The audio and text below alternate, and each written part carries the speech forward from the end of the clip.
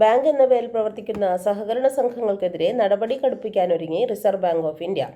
2020 September 29 പ്രാബല്യത്തിലായ banking നിയന്ത്രണ ഭേദഗതി നിയമം കർശനമാക്കാനാണ് നീക്കം. കേരളം ഉൾപ്പെടെ രാജ്യത്തിന്റെ വിവിധ ഭാഗങ്ങളിൽ നടന്ന നിക്ഷേപ തട്ടിപ്പുകളുടെ പശ്ചാത്തലത്തിൽ ജനങ്ങളെ ബോധവൽക്കരിക്കാനുള്ള ദൗത്യം RBI ഏറ്റെടുക്കും. സഹകരണ സംഘങ്ങളുമായുള്ള ഇടപാടുകൾക്ക് മുൻപ് അവയ്ക്ക് ബാങ്കിംഗ് ലൈസൻസ് ഉണ്ടോ എന്ന് മനസ്സിലാക്കണമെന്ന നിർദ്ദേശമാകും ബോധവൽക്കരണത്തിന്റെ ഭാഗമായി പ്രധാനമായും നൽകുക.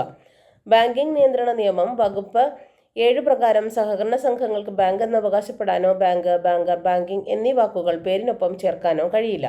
എന്നാൽ കേരളത്തിൽ ഉൾപ്പെടെ മിക്ക സഹകരണ സംഘങ്ങളും ബാങ്ക് എന്ന പേരിൽ തന്നെയാണ് പ്രവർത്തിക്കുന്നതെന്ന് RBI കണ്ടെത്തി.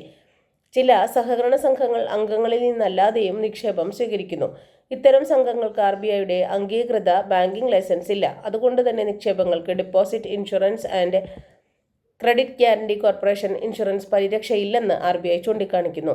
ബാങ്ക് എന്ന് അവകാശപ്പെടുന്ന സഹകരണ സംഘങ്ങളുമായി ഇടപാടുകൾ നടത്തുന്നതിന് മുൻപ് അവയ്ക്ക് RBI ലൈസൻസ് ഉണ്ടോ എന്ന് നിക്ഷേപകർ ഉറപ്പാക്കണം. RBI നിയന്ത്രിക്കുന്ന അർബൻ കോപ്പറേറ്റീവ് ബാങ്കുകളുടെ പട്ടിക ഓൺലൈനിൽ ലഭ്യമാണ്. സഹകരണ സംഘങ്ങളുടെ ഇടപാടുകളെക്കുറിച്ച് കൂടുതൽ ബോധവൽക്കരണം ആവശ്യമാണ് എന്നതാണ് RBIയുടെ നിലപാട്.